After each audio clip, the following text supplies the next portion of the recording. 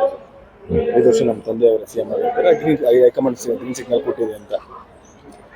ಈಗ ಅವರೊಂದು ಕಡೆ ಹೇಳ್ತಾರೆ, ಇನ್ನೊಬ್ಬರೊಂದು ಕಡೆ ಹೇಳ್ತಾರೆ. ನಾನು ಮಧ್ಯದಲ್ಲಿ ಯಾಕೆ ಹೇಳ್ಬೇಕು?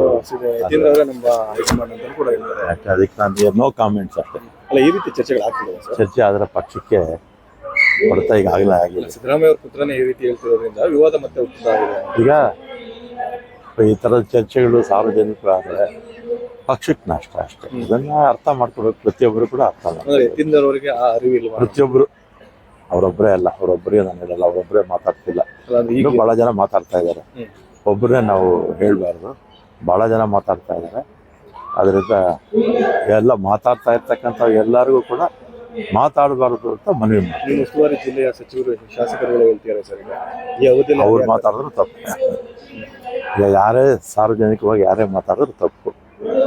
ಏನಿದ್ರು 4 ಗೋಡೆ ಮಧ್ಯದಲ್ಲಿ ಮಾತಾಡ್ಕೊಂಡು ಚರ್ಚೆಗಳಾಗುವಂಥದ್ದು ಇದೆಯಾ ಸರ್ ಅಂತ ಗೊತ್ತಿಲ್ಲಪ್ಪ. ಮಾತಾಡಿದಷ್ಟು ಡ್ಯಾಮೇಜ್ ಆಗುತ್ತೆ ಅನ್ನೋದು ಹೇಳ್ತೀವಿ.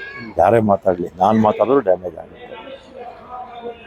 ಅಂದ್ರೆ ಬಜೆಟ್ ಮುಗಿದ ಮೇಲೆ ಏನಾದರೂ ಆ ಥರ ಸಾಧ್ಯತೆಗಳಿದೆ? No comments.